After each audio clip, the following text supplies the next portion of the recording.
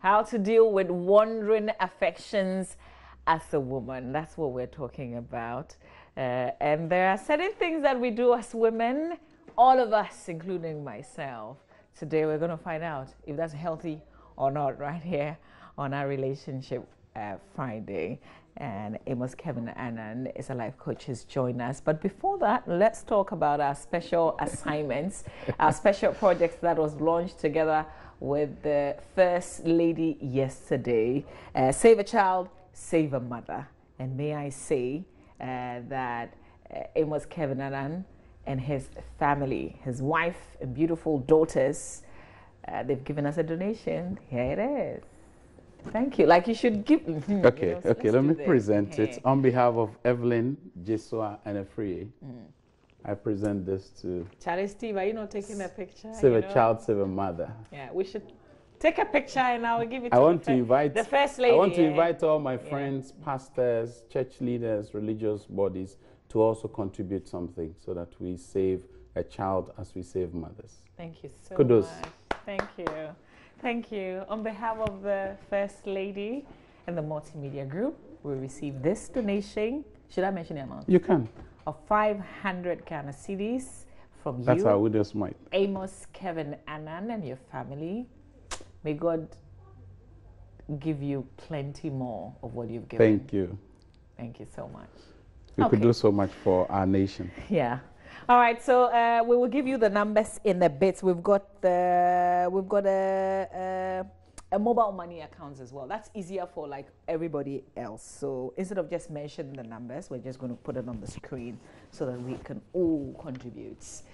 But let's talk about wandering affections as a woman, and this concerns any woman at all who has difficulty sticking to one man. And I'm laughing about it, but this can be really serious. Sometimes it starts like you're flirting, like, oh, not a big deal. Anna. Oh, yes. Usually will start as an innocent activity. And the moment the state of innocence fades out, maturity sets in. Wow. We become familiar with each other. We begin to draw strength from each other. We enjoy each other's company. We find solace. And then we become confidants. Okay. At that level of being a confidant, there is no longer the requirement of protocols. At the state of innocence, there tend to be a lot of protocols, restrictions, boundaries are set. But when the person becomes a confidant, that's tough because you become overly familiar with them to the extent that you grant them certain privilege and sometimes rights.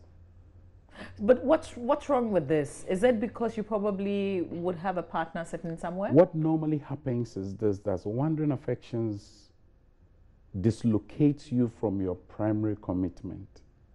Say you are in a serious relationship inching towards marriage, or you are married and you have this invitation to do something that should be exclusive to whoever you're married to. It starts innocently and it draws you in.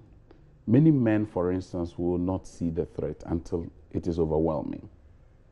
For women, the way you are designed, you can see danger from afar. 1 mile away, you can predict it by your intuition. You can easily see it. For many men, we have to train ourselves to be able to predict the danger. Yeah. But I can understand why women will not restrain themselves even though they see the danger, because this can be fun. Yes, for them.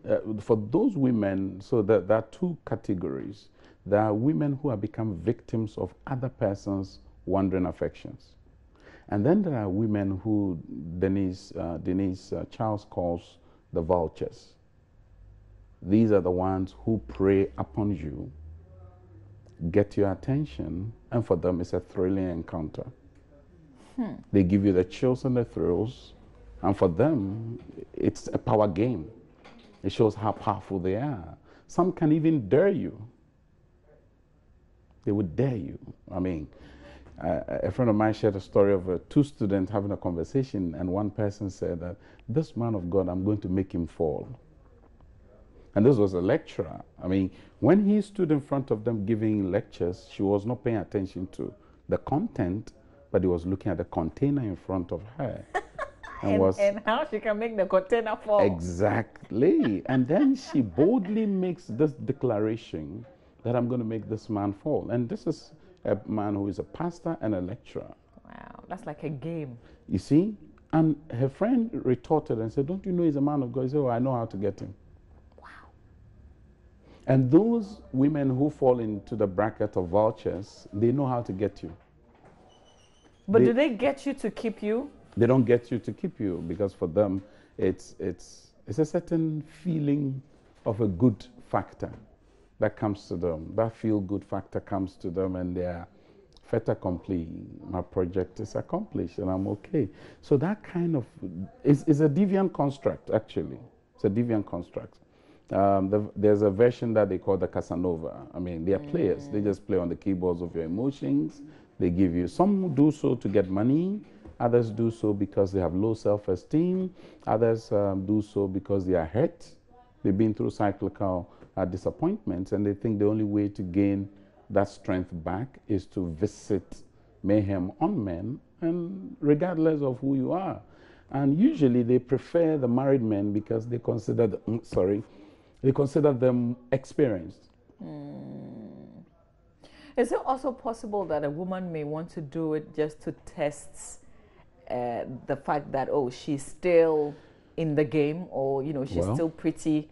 Like, you want some kind of reassurance, and so you want to test the waters and see how hot you can be to some of these men? You can also find some women who are in this situation just trying to test the waters. They want to show their prowess. They are viable. I'm also available. I'm strong. I'm not off the track. I'm still within the lane. The journey is still not yet over. Yeah. So for those categories of women, I mean, they're daring, they're scheming, they maneuver. I mean, anything they do is choreographed. They do nothing outside the script. So when you're dealing with these people, you've got to be extremely careful, because they dare you, and if you challenge them, they will shock you to your bones. What's the danger? I mean, if you are with a woman like that in any of the categories that you've described? I mean, a woman of that nature clearly would perpetually be disloyal. So there's going to be a recurring theme of the violation of trust, which is at the heart of any human endeavor. Trust. Yeah. Steve Covey wrote a book, beautiful book, The Speed of Trust. And he shows you how trust accelerates productivity. Now, when you transpose that into relationships where there's a high degree of trust, there's speed in the relationship. There's an element of predictability. I can rise to the defense of whoever is the significant individual in my life. But where there is mistrust, there's an unclear path. There's a certain cloud of uncertainty about whoever you are in a relationship with. If anything is said of them, you can only say, well, he's capable, she's capable. But where there is trust, you would defend them with your all, if even it requires your life. And so the first thing that these types of women would suffer is an acute condition of disloyalty. And the second one is the violation, consistent violation of trust. The third one that happens to them is that sometimes it's either they think they have this ego, feel good, this low self-confidence. That's also another bundle that comes. And so as a result of they feeling low of themselves, they use this to compensate for their feeling low. And for those to whom it's a game, where they plan and scheme on a dashboard, those ones is a sense of fulfillment. But it's a false sense of fulfillment. It's like a guy who's going to speak to the in-laws and says that I am without courage to face them. So he goes to take some alcoholic beverage to just make him look tipsy. And then he goes and in the local language, "Makoki can be actual." I mean, to wait, I have spoken my mind, I've said what I wish to say, but he was under the influence of alcohol. So it's not like one who faces this pair in confidence. So the English call it temerity, Dutch courage. You know, so it comes across as fulfillment, but in real sense, it's empty calories. It's empty calories. So those individuals also need to be helped to now find an alternative to this sense of fulfillment that they claim they have.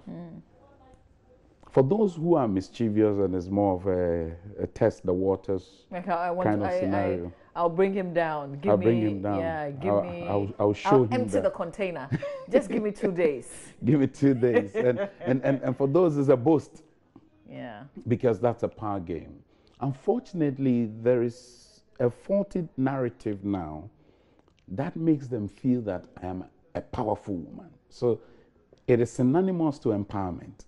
But I consider this disempowerment.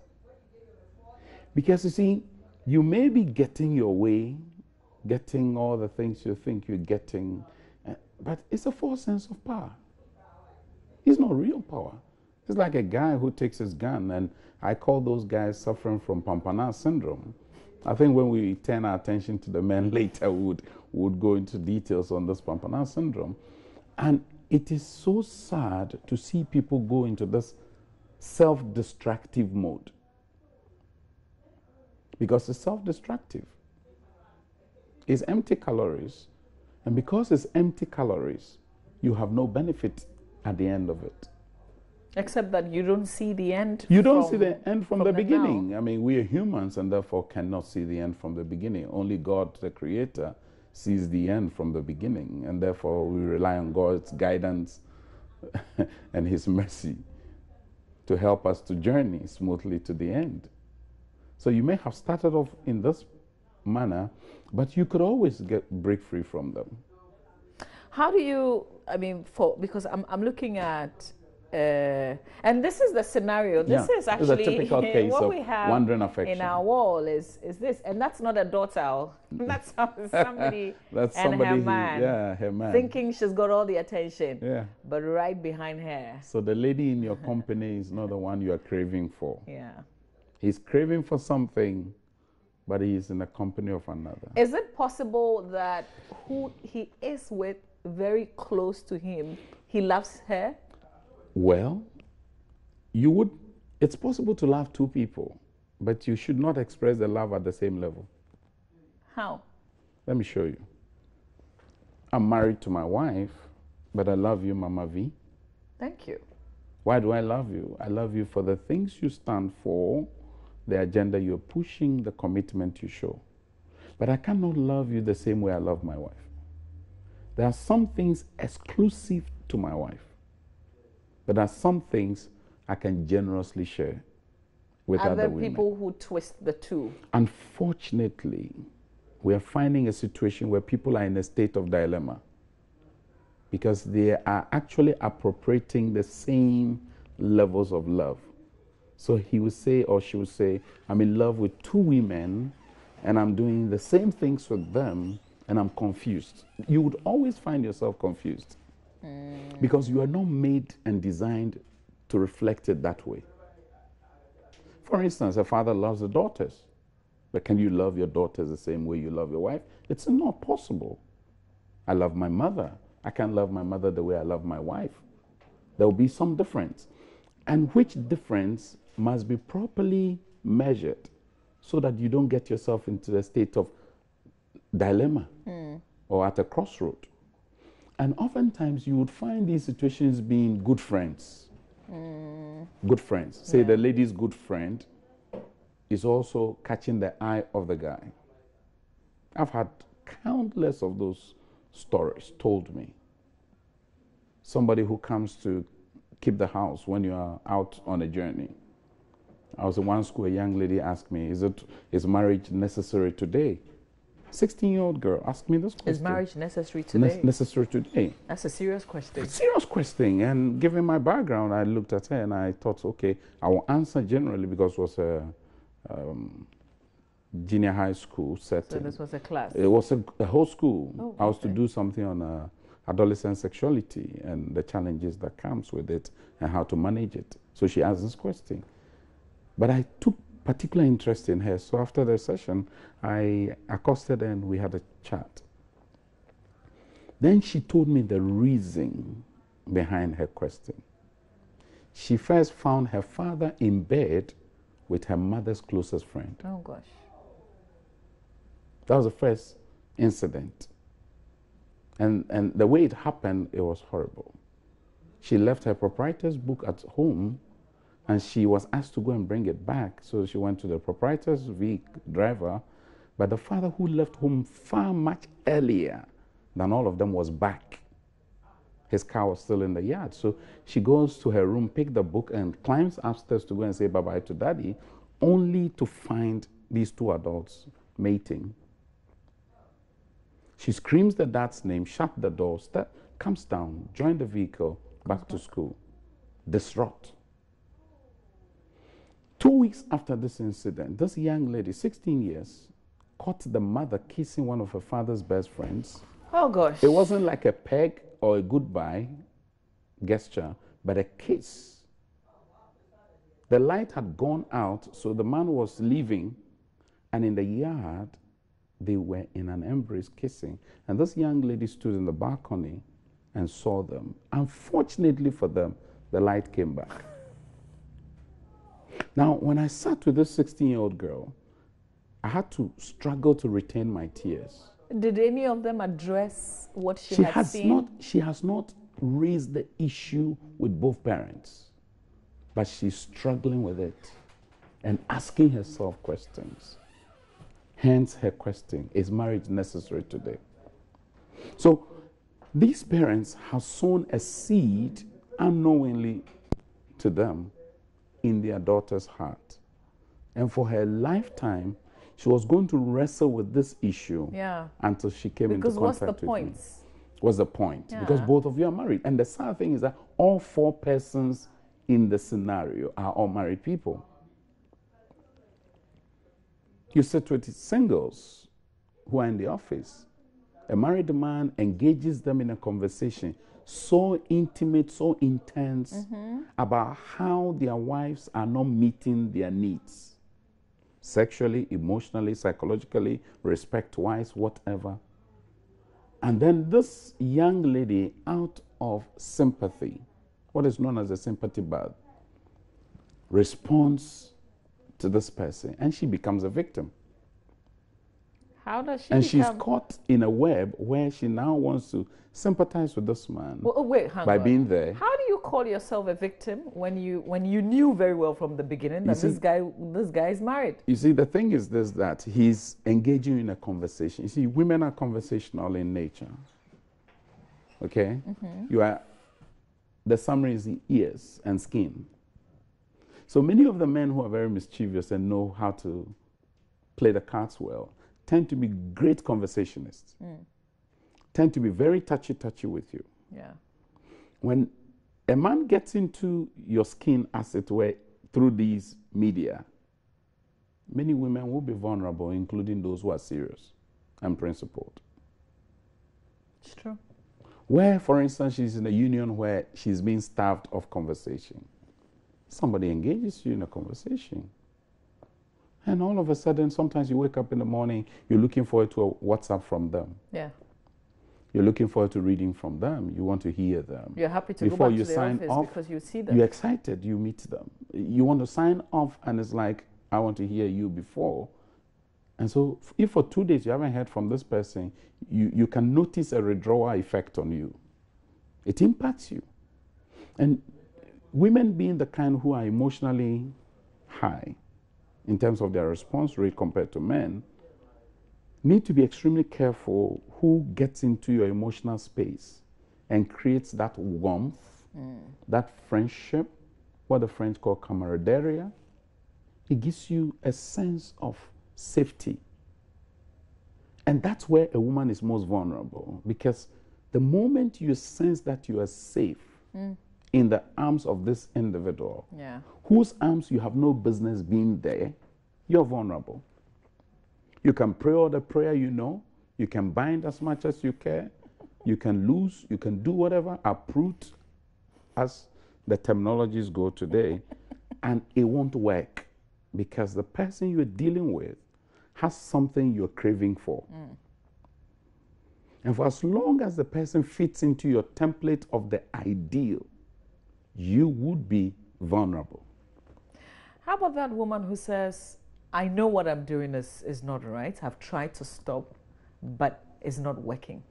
You see, sometimes we want to have our cake, eat it, and still have it. And it's an illusion. Why? Because whatever you do that perpetuates a particular cycle, the moment you stop doing is one step away from you pulling yourself from it. Unfortunately, we still follow the people, for instance, following their social media handles, checking their status, trying to check up on them, want to hear from them, and you say you're pulling away. It's what do you do? You cut them out completely? You've got to gradually wean yourself off. It's like a mother who's been doing exclusive breastfeeding for 6 months or 1 year. And prior to the 1 year, you wean your child off gradually of the breast milk. Why do you do that? Because you've got to do it gradually. You don't suddenly pull those benefits from them. Okay? So there's a need for individuals to begin to pull away gradually. And it should be done intentionally, because if you don't do it intentionally, it isn't going to happen. Because it's not going to drop from the sky.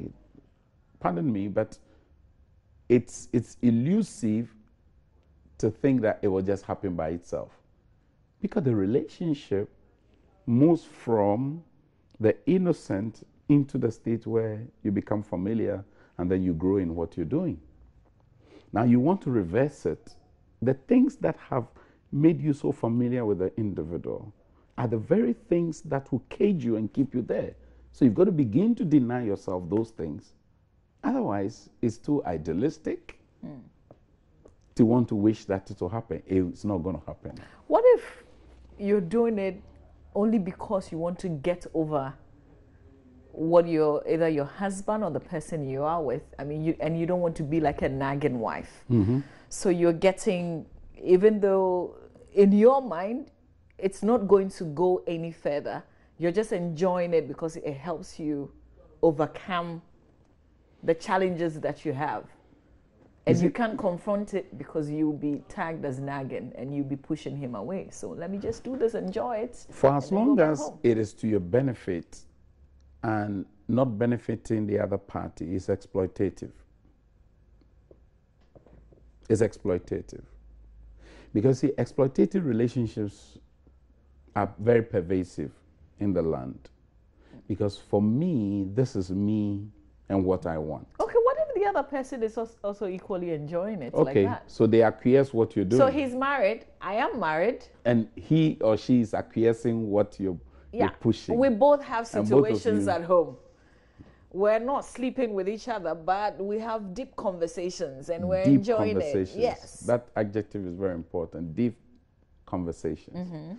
Now, if you're having deep conversations, which you should be having with your spouse, clearly something is amiss here. Because those conversations, the recipient of this conversation is inappropriate. That's the reason. one to receive it is your spouse. Can the reason justify you what can't you're justify doing? it.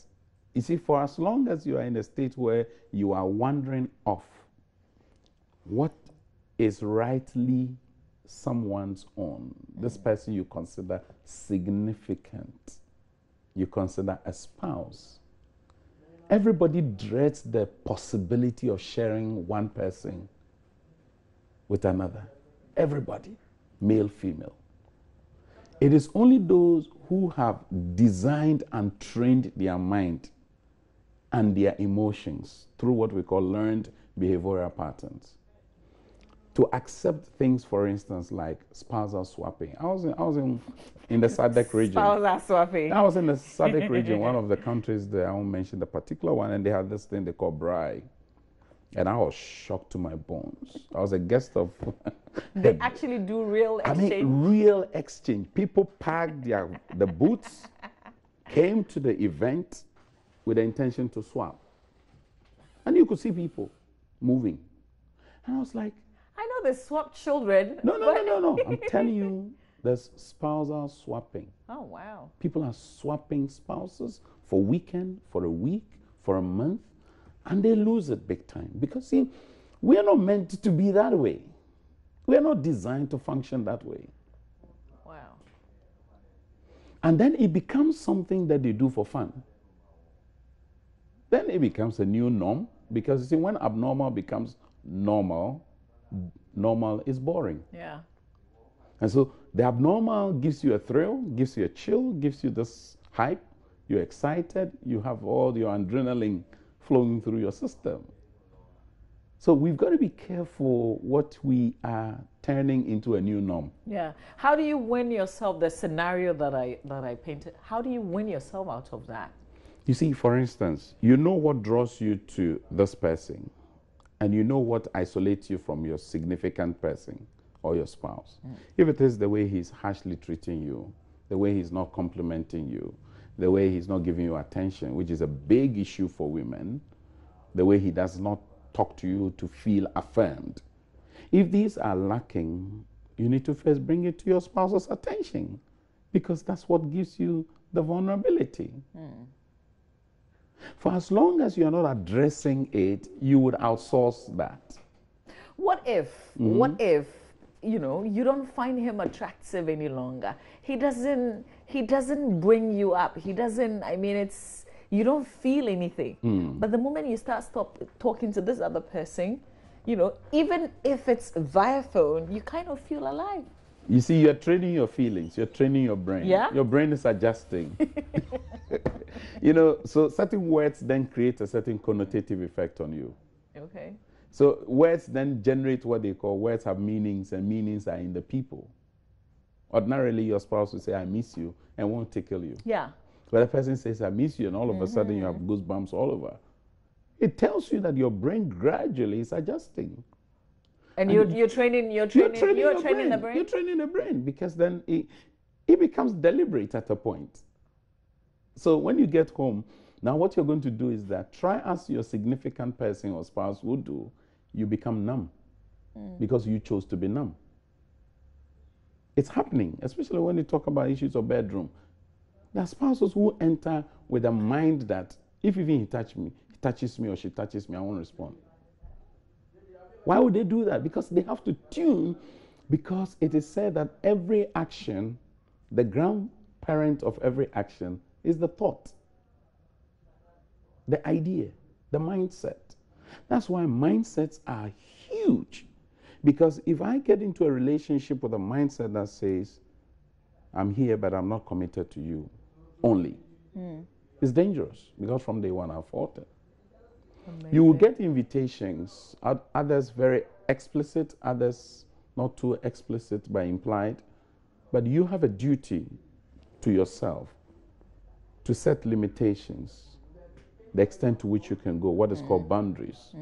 So we all need emotional boundaries, we need psychological boundaries, we need physical boundaries, we need verbal boundaries. Because the things you say, you've got to be measured in what you say and to whom you say it. Because words are not just words. They elicit a response. And so this person needs to win themselves by first and foremost giving attention to the problem she's running away from. Whatever it is, she needs to do something about it. The second thing is that she must make a commitment by telling herself, I'm not going to delegate the responsibility for my emotions to another person. Sometimes we abdicate our responsibility to be in charge of ourselves. And so you hear things like, she made me do it. He made me do it. And the worst is, the devil made me do it. I mean, the last time I checked, the devil can never make anybody do anything they are not interested in doing. The devil only makes it attractive, and you have a response. He throws a party and invites you with a card, and you say, oh, I'll be your guest. And so there's a need for us all to take responsibility for what we are feeling at any given time. Now, my marriage counselor, Mrs. Suzulamte, and Reverend Suzulamte, if you're watching, thank you. She made a profound statement to me during our counseling. In the last week, we discussed sex in marriage. And she made a profound statement to me. Amos, the day another woman makes you have erection, that's the day you lost your marriage to that woman. Yeah. And any man who is listening can relate with that. Any lady that makes you have erection, you are vulnerable around her. She is innocent. She may not even know what you're feeling, but you are struggling to contain yourself. How do you deal with that? I mean, how do you let go of that? You've got to not keep it from being personal. Your biggest bet is not to go beyond your professional ethics, your chores, the work, the schedules. Just keep it there. The moment you traverse that space to getting personal with that person, that's it. That's it. It may be the need to extend some courtesies and some politeness towards the person, but keep it within a certain context. And if they let you know that this is what they're feeling, that's what dangerous. Because what if the person is also interested in you? So what you're doing is that you are inflaming and inciting a passion in that individual. And once they respond, one guy said, "What do you do? How come you pregnant?" To wait, if you brought me thus far, I'm willing to die. Kill me. Finish me. Finish me. Because there's no stopping. Because see, the thing with males is this: when a man has erection, he doesn't hear stop. But what does that mean to his marriage? What does that mean to the other? In fact, not the other, but the woman in his life. I mean, it's a violation of trust. It's a violation of trust, and therefore you are uncommitted. And like I said, I mean, the lady in her company is not the one he's craving for. It can happen to women. You go to a restaurant, and I've seen those things. The lady looks at you, she twists her head and tries to run her hands through the hair. It may appear to you as an innocent gesture on first sight.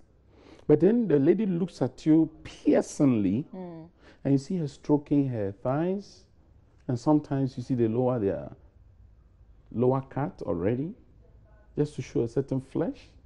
Some will, no, just move that way. Do all kinds of things. Some would take a lipstick and deliberately try to invite you. And it is very, very incipient. Just, yeah, like I just it drools. Listening to you, I'm trying to picture for a woman what you also experience from other. Yes, from the women also have that. And I guys who bear their chest, hairy chest. Yeah, like, oh, and there are people. What I hate is the one eye thing they give is so annoying.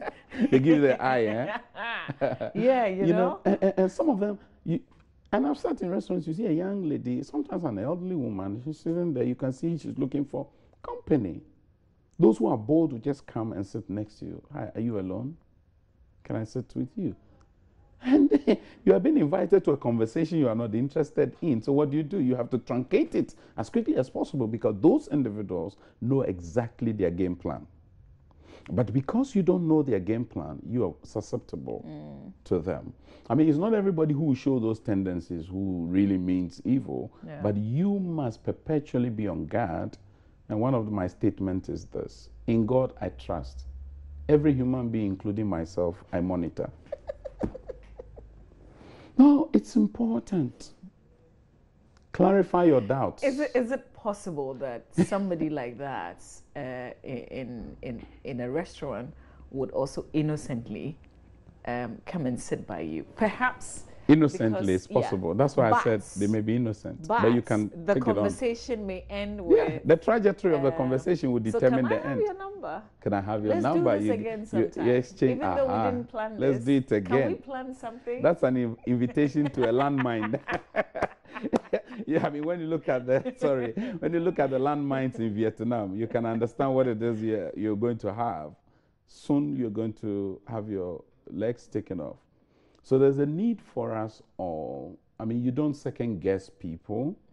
You don't have a join this mindset when you're engaging with people. But you should have a personal responsibility to say, I am in charge of my emotions as a woman. The moment you notice, and for the ladies, they need to pay attention to this. Number one, you notice you are receiving attention from somebody you don't need attention from.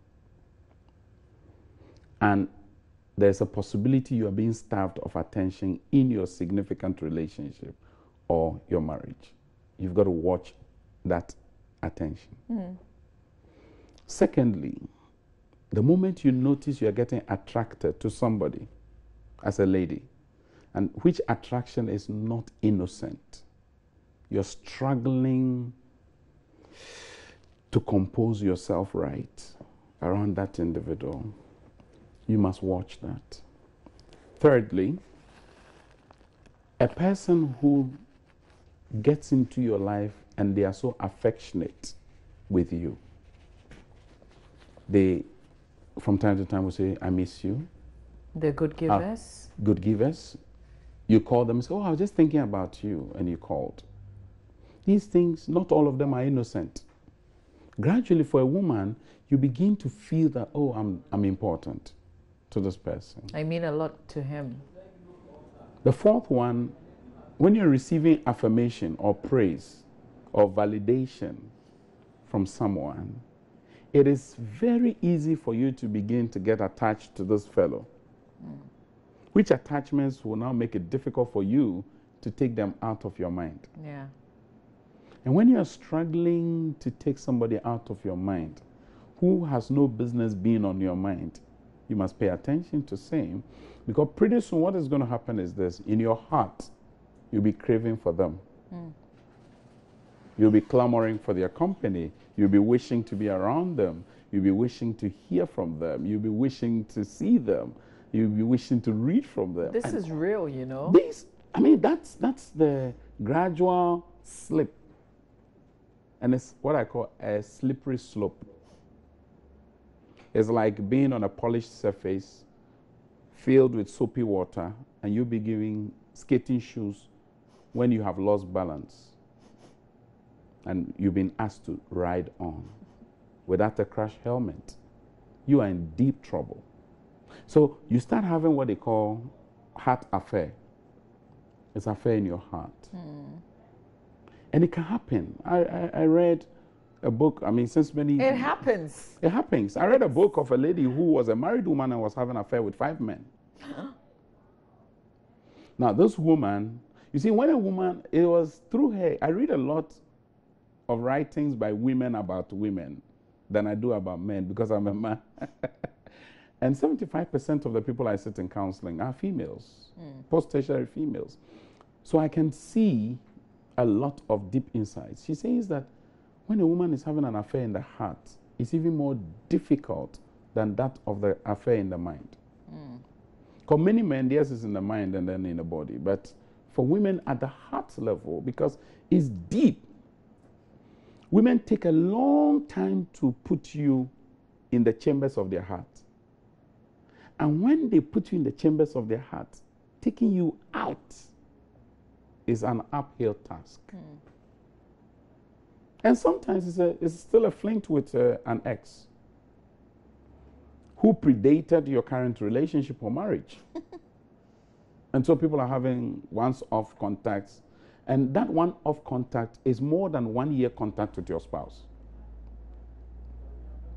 When you are in such a state, more satisfying. More satisfying, more fulfilling, more engaging. It gives you that charged. And so there's a need for us to also pay attention to this, because see, the danger is that when the people whom you see giving you all these things don't carry it through to the end, you will feel terrible about yourself.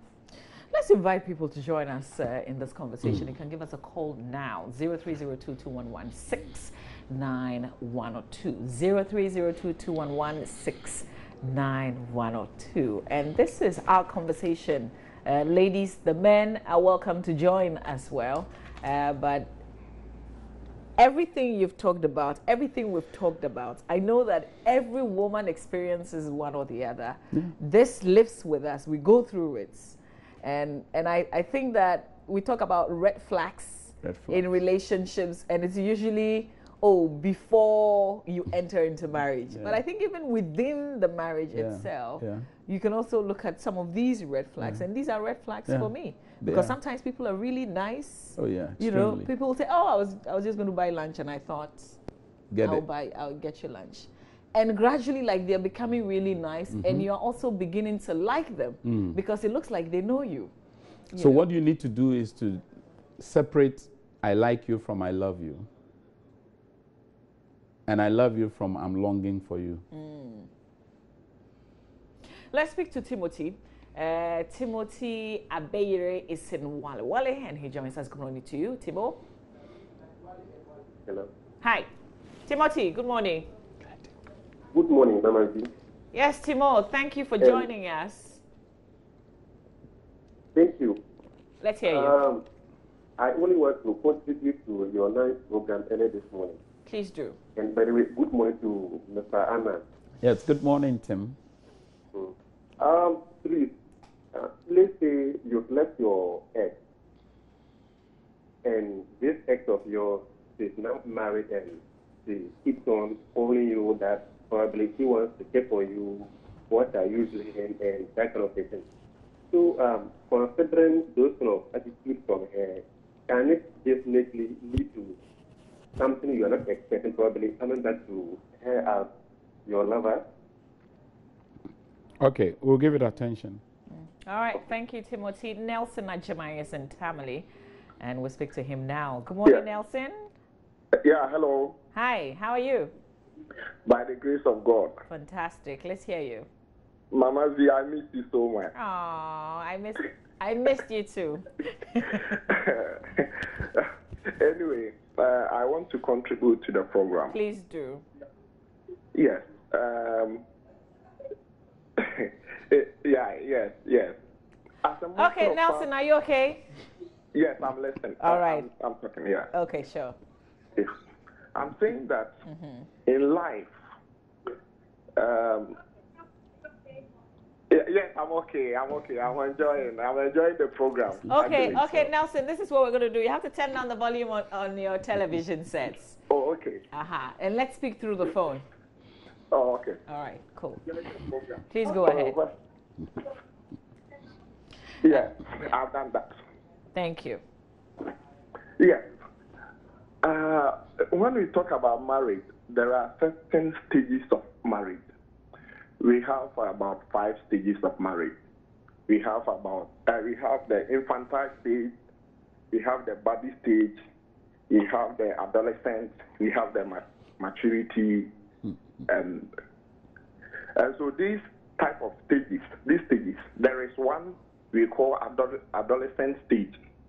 This is a stage where people do try and error things. They always try. As they do that, they are looking for the right person. But when it comes to the maturity stage, that is where the person is matured, the person has settled down, matured in mind, financially sound and everything. But some people get married whilst they are still in the adolescent stage. And so when it happens that way, when they get married, they still do the try and error issues. And so for me, my advice is that everything that is in the world has value, including yourself. And so when we have personal value, self-value, whatever you have, the value the kind of value that you have will actually translate into whatever that you have. What I mean is that if you value yourself, whatever you have, you value it. Okay. And so your thought will determine the kind of behavior and your whatever that you actually. I get you. Your thought will actually determine whatever you do. Okay. So when you change your thoughts, your world will change. Okay. And so All your vulnerability, when you are vulnerable to a close friend or whatever, it has to do with your mind. Okay. When your mind set is that I have someone in my life, what again do I need somewhere? Okay. Because I place value in the person. I get you. And we get your point, Nelson. Very All important contribution you've made there. We appreciate it. Let's talk to Gilbert. I'm not changing your name. Gilbert, good morning. Let's hear you. Good morning, Mama V. Yes, Gilbert. Morning. You're welcome. Thank you so much, Gilbert. Thank you for sticking there with Roland whilst I was away. Yeah. And my regards to Mr. Anand. Yes, thank you, But Gilbert. I love this man very well. And Thank I you, like sir. what he has done this morning. I mean, donating to the save a child and then the mother. But may God bless you for that. Amen. We're waiting for yours, Gilbert. Oh, never mind. It will come. Thank you. It will come through MTN mobile money. All right. Thank you. The numbers But will be Mama out. V, in fact, I'm very happy for this program that you are holding this morning. Before I proceed, let me say good morning to my dear wife, Mrs. Nancy. I'm not sick, but I love her so much. But with regard to what you are saying, you know, Mr. Anna said something that is self-control. Your mindset to every situation must be controlled. If you don't have self-control over your entire system, you are going to do this, no matter who you are. So, with everything, even if you are being given an attention from someone who is outside your marriage, I think if you have self-control over your body, you are going to be no matter what. Yeah. That's it. I like that a lot. Thank you very much, Gilbert. Andrew is in Bolga. Andrew, good morning. Hello, Andrew. Good morning. Yes, sir. Thanks for joining us. Let's hear you. Yeah. My contribution is in the form of a question. Please go ahead.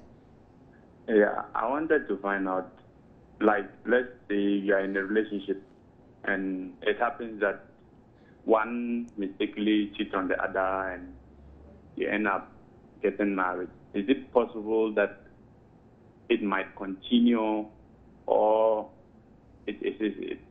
are you marrying the person you cheated? The person is married with? already. Okay, and then you go out to cheat. Would it continue? Yeah. Okay. But what is informing the thinking?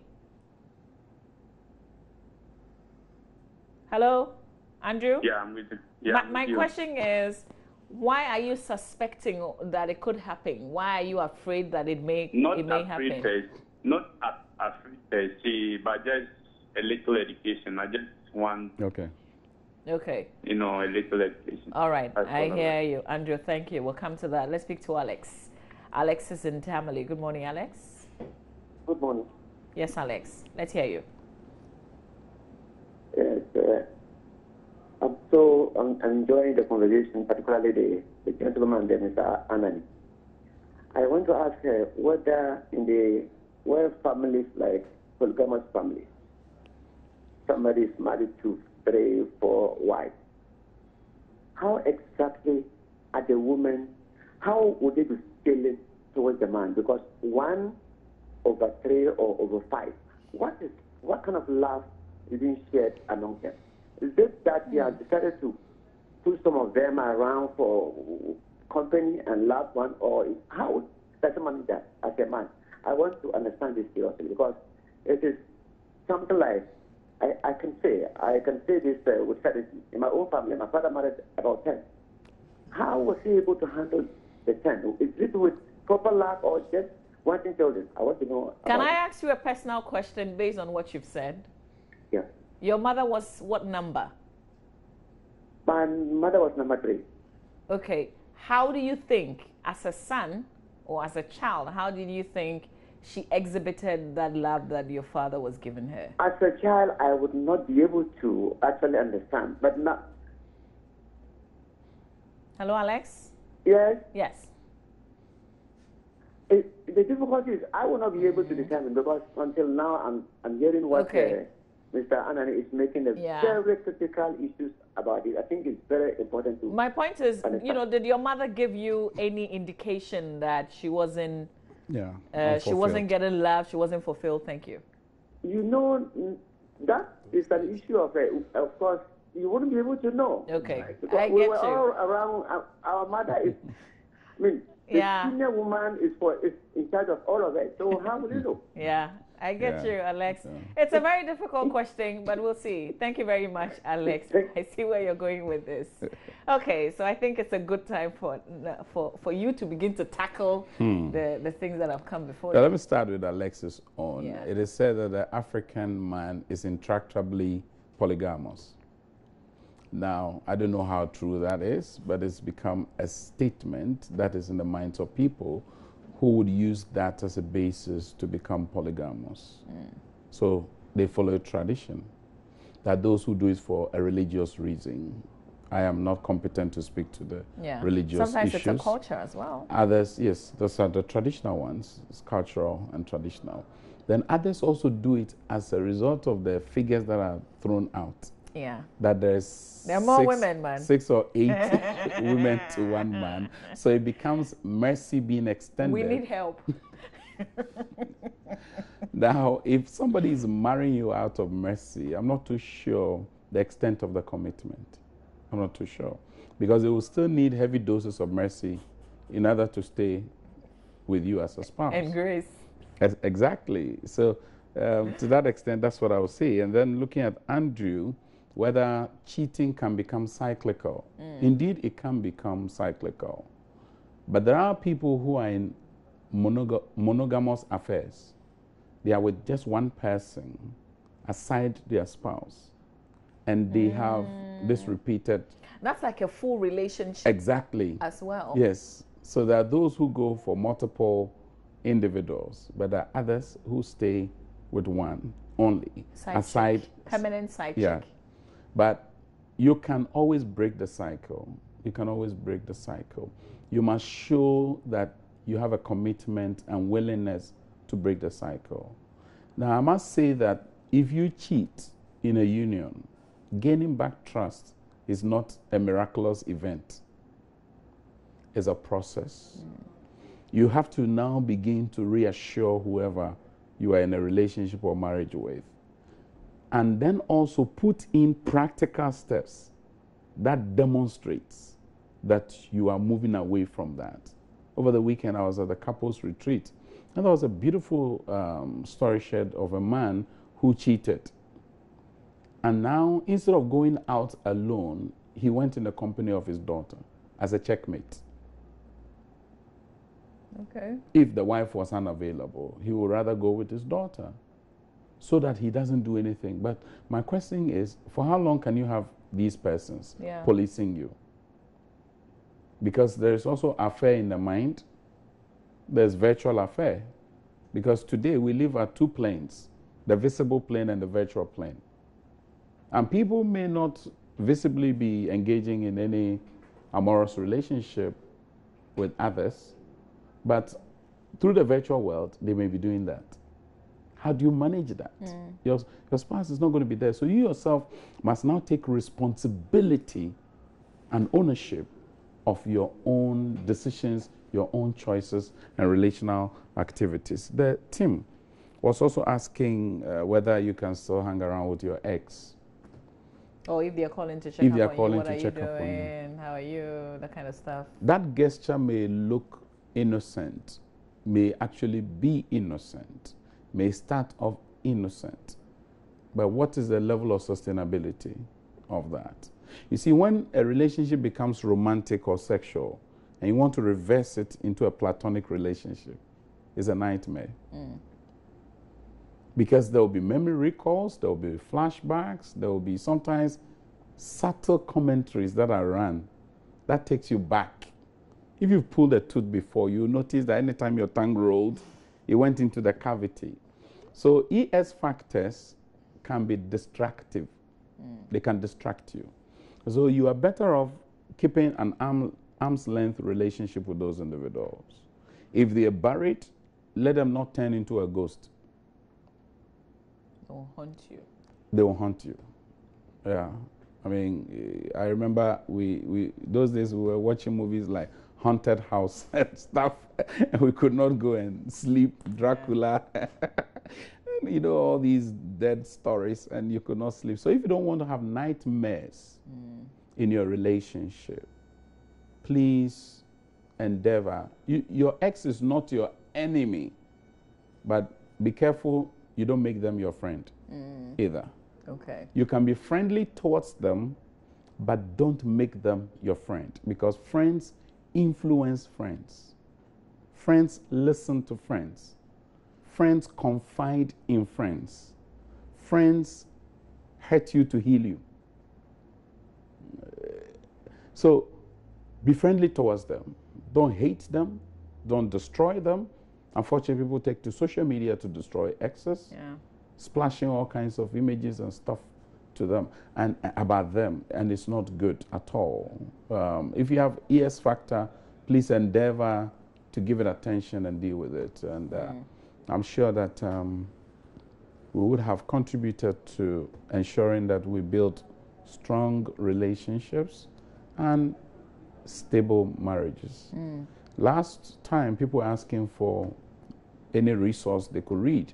And there's one I want to recommend for women in particular, since today the dedication is towards women. Okay. There's a book titled Every Woman's Battle. Every Woman's Battle. I would recommend it for women, older women. The same book. Is it older women? Yeah, I mean, older women, women who are older, they know themselves. That's Every Woman's Battle. So can I read it? You can read it. Okay. I mean, that's Every Woman's Battle, All right. Shannon Etheridge. I would recommend this. It helps you to understand your sexual life and how you need to avoid being vulnerable. Then there's Every Young Lady's Battle. Okay. Every Young Woman's Battle. That's also available. There is Preparing Your Daughters for Every Woman's Battle. This is the Every Single Woman's Battle. There's Every Young Lady's also. Okay. Those are appropriate for those in their teens. This is for those in young adulthood stage and who are single. And that's the Every Young Woman's Battle. Okay. And then the final one is Preparing Your Daughters for Every Woman's Battle. Next week, I'll give some recommendations for men as well. But if you're a man too, you could read it as long as you're not going to use the principles shared. You see, the threat with information is this. Information can be used for evil and can be used to enrich. Yeah. And it's in the hands of the one who has the information. So if you read about how women are vulnerable, don't use that as a tool to manipulate women. You should rather use that to complement their efforts aimed at staying safe. Let's keep our settings and relationships safe so that we have a more congenial atmosphere for people to thrive and then also live. Thank you. And if you read any of these books, you can let us know what it has taught you, what you've learned. And share that with us as well. What can I say? Thank you very much, Mr. Welcome Amos back. Kevin Annan. Thanks a lot. Thanks. Thank you for what you've done with Save a Child, Save a Mother. I say that most of us perhaps would never step at Cath. We would never go to Confirmatory because of where we live.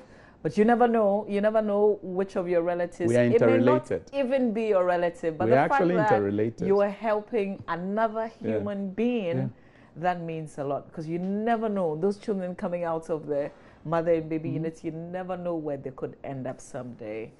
We've got the accounts numbers. We're going to splash them on the screens now. Please take the details. So we've got, this is the Access Bank accounts. We've got the dollar accounts, the euro accounts, and then the MTN mobile number, which is 0547 9666 9662 0547 966662. I tell you what, you can always walk into our offices. If you're in Kumasi, then you can go to Love FM and then make a donation as well. And then if you're in Accra, you can come to us here at Joy FM, yeah, in Kokomlemle, and then make a donation. Okay, so we'll leave you with what we have in our video world. It starts now. with teens. So don't train yourself to be wandering with your affections. Because it is this that we say the young shall grow. So you start this way and you grow with it. Yeah. And it becomes a new norm. I don't want this for myself. No, not for our children. Okay, so I tell you what, make this weekend a wonder-free one. Don't go wandering. Sometimes you never know. If you flirt, keep it, within. Local. Yeah.